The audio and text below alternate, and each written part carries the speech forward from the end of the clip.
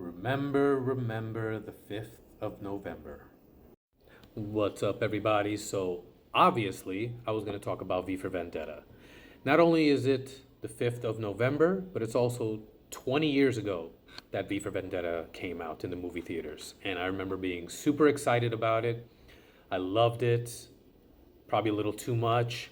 It was one of the first DVDs I ever bought, and I would just watch it on a loop almost. It's, I think, an almost perfect movie. Everything from performances to set design to direction to soundtrack, everything from the original composition for the movie as well as some of the needle drops that pop up every now and again. They're just great. And I think the last time I watched this movie was like maybe 2 years ago or so, and it was still as relevant then as it was when I first saw it way back when. And I think the main strengths of V for Vendetta lie in a handful of things. First and foremost, the writing. I know this was written by the Wachowskis, and even though most of everything after the Matrix, and I don't mean the trilogy, I mean the first Matrix movie, everything after that is, varying levels of questionable. Some things are legit that at least I like personally. Like I really like Speed Racer. I like it a whole lot more. I understand how I like it more than most people do. But of course, you have Cloud Atlas, you have the Matrix sequels, of course, you have the Jupiter movie. I forget even what the title of the movie is, but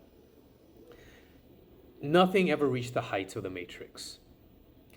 And I'm not really sure why that is, but I do know that this one particular script that they wrote, V for Vendetta, I just love it so much. The monologues are incredible. The one-liners also just hit at the right time. And it's incredible how Hugo Weaving, who plays V, how he's able to deliver that performance without seeing his face. It's all in his body language, his movements, and the delivery of the lines. For those of you who have no idea what I'm talking about, V for Vendetta takes place in England in a dystopian future society where oppression is just the name of the game. The government has a curfew on everybody. You are being watched constantly. I mean, you even see a couple of scenes where a van is driving by and it's listening in on the conversations between people. The government tells the news organizations exactly what to report on and how to report on it. And there is really no freedom in that sense. And in one of the key monologues of the entire movie, it's not really the first one, but it's the first big one where V addresses the entire city of London. And that great line that he says at the end is, fairness, justice, and freedom are more than words, they are perspectives. And that it's so thought-provoking, and no matter what place or time that you live in, those words ring true to you. And having seen it after COVID, it creeps you out a little bit. It makes you wonder. It's like you don't want to become a conspiracy theorist overnight, but some questions do pop up in your head based on the things that you see in the movie.